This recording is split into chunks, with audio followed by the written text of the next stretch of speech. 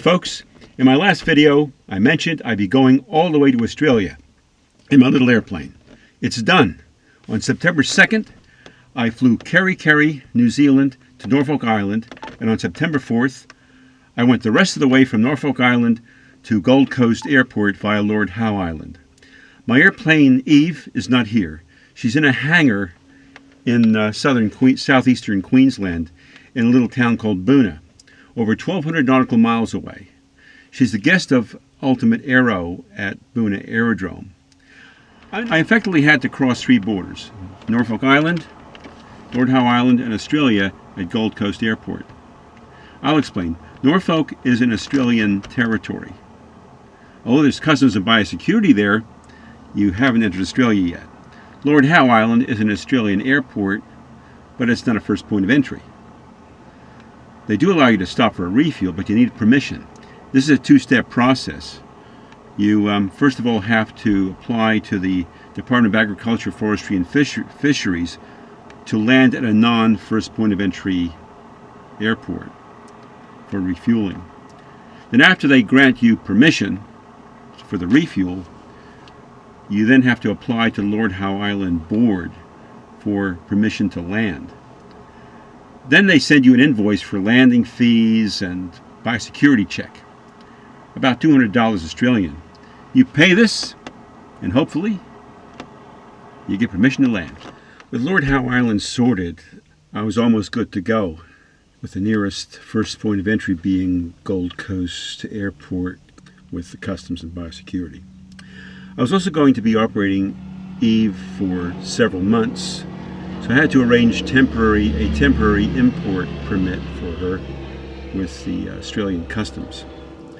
It's best to leave this sort of thing to a professional, and that's what I did. So I arranged all of this through Mr. Lee Briggs, who is a customs specialist with CT Freight Proprietary Limited, Sydney. The weather forecast for the week starting the 1st of September looked promising. So it was time to contact the border forces and let them know that I was coming. I applied for permission to meet them on the morning of the 2nd of September at Kerry at 8:30 a.m. They're busy with yachts and ships, and so I kept my fingers crossed that they'd say yes to this, which they did. With the yes from them, I then fired off the documents to the Australian Border Force at Norfolk Island and at Gold Coast Airport.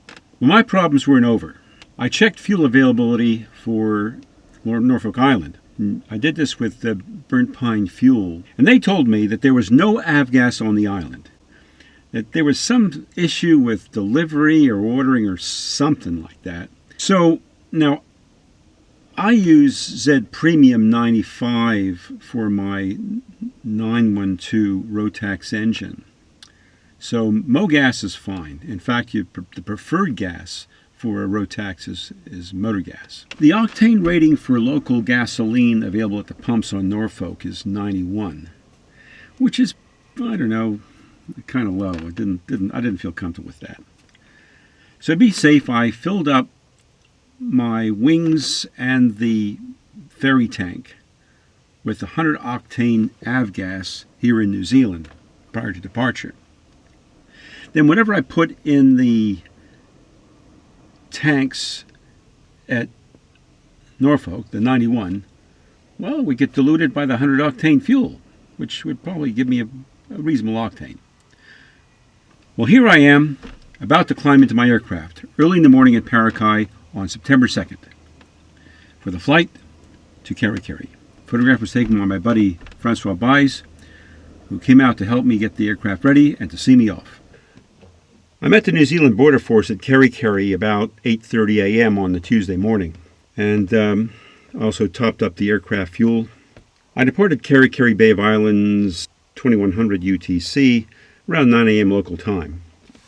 Here I am about 45 minutes later alongside Great Exhibition Bay, and a little over 4 hours from Norfolk. Weather was not too bad, broken cloud, winds mild. Fast forward to 0200 UTC, 1 p.m. local time in Norfolk. I speeded it up to about Mach 0.6. I set myself up for a right base on runway 11 in front of another aircraft who was about 5 miles behind me on a long final for 1-1. Anyway, I was directed to a parking spot near the terminal and asked to wait for the Australian Border Force. Of course, I had sprayed the cabin and kept the canopy shut. This is standard operational procedure, as they want to see what you used to kill the bugs. I was okay. I had the right bug killer this time. So while waiting, I had the opportunity to see one of the aircraft that was behind me in the circuit. This was a Royal Australian Air Force RAAFC 27J Spartan, an Italian aircraft built by Alenia Aeronautical, now part of Leonardo. According to the RAAF website, a fleet of 10 of these are based with Squadron number 35 at Amberley RAAF Aerodrome, which is northwest of Gold Coast and next to Buna. These aircraft can take off and land from unsurfaced airstrips and are used for humanitarian missions in remote locations. My guess is that they'd been up in the islands and they were stopping at Norfolk on the way. I think there was some sort of maintenance thing they had to do in Norfolk. So we have due aerei italiani, pardon for my pronunciation, that are parked together at Norfolk Island Airport, the Spartan and the Tecnam Sierra. And now here we have the Border Force arriving to check me in to the Australian territory of Norfolk Island.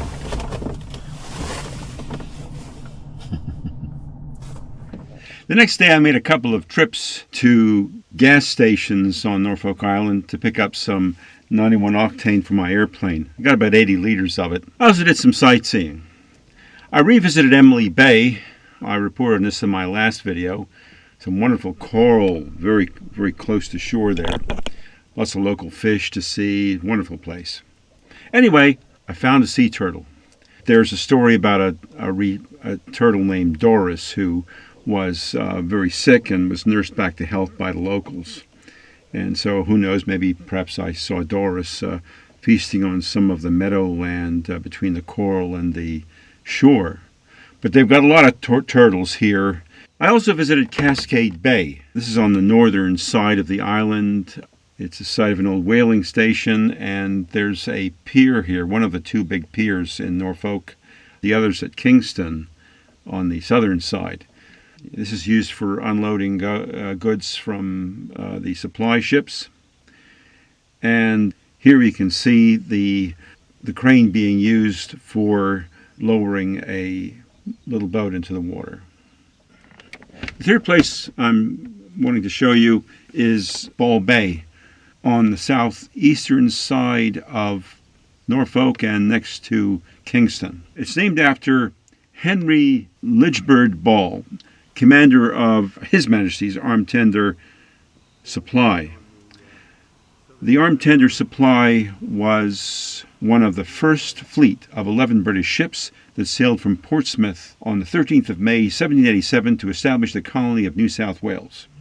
In 1788, and with Ball in command, the ship Supply sailed from New South Wales to Norfolk Island to establish a penal colony there. On the way, and on the 17th of February, 1788, they sighted what was to become Lord Howe Island. On the way back to New South Wales, Ball claimed Lord Howe as a British possession. And this leads us into the next part of our journey. The weather was looking pretty good for the 4th of September for traveling all the way from Norfolk to Australia. So I departed Norfolk early in the morning on the 4th for Lord Howe at about 2000 hours UTC, which was 7 a.m. local time in Norfolk. I encountered several squalls on the way, taking me down to about 1,500 feet off the water. Then roughly 1.5 hours from Lord Howe, the weather cleared, and I was to see the beautiful sight of Lord Howe Island. I'm coming up to 0055 UTC, almost 5 hours after departing Norfolk Island. I'll be doing a circumnavigation of the island prior to landing, Lord Howe is the remains of a volcano. It has subtropical rainforests and the world's most southern coral reef. This paradise has been declared rat-free in 2023. So I'm going to fly south down along the coast. Then after rounding the southern end, I'll fly north towards the lagoon.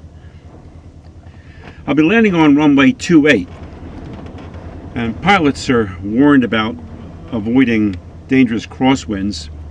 And as you can see, there's high ground to the north and especially to the south of the runway that can lead to problems.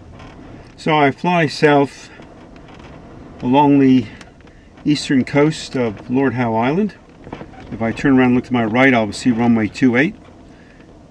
And ahead of me is the peak at the southern end of the island. All very rocky, craggy shoreline from here on in. We're now heading north. There ahead of us is the lagoon, and we're about to pass the runway again.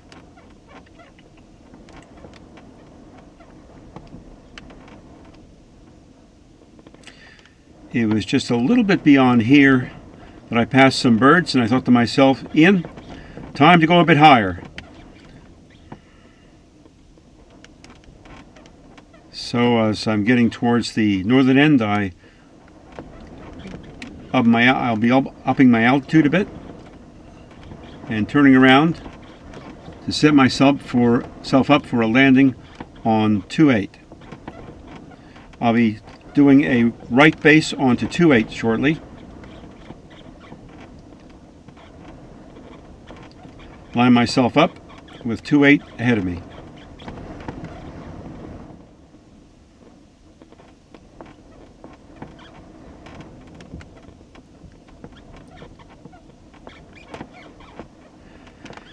I backtrack and turn towards the terminal.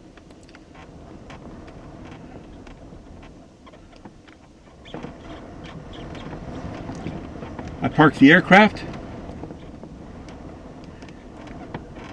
and there to meet me is the biosecurity man with his sniffer dog. After the biosecurity, the fuel delivery man filled up the airplane with Avgas 100, and just before I departed, a Tech MP mentor trainer arrived on a ferry flight to New Zealand. Now departing Lord Howe Island on runway 28, 0157 UTC, departing for Gold Coast.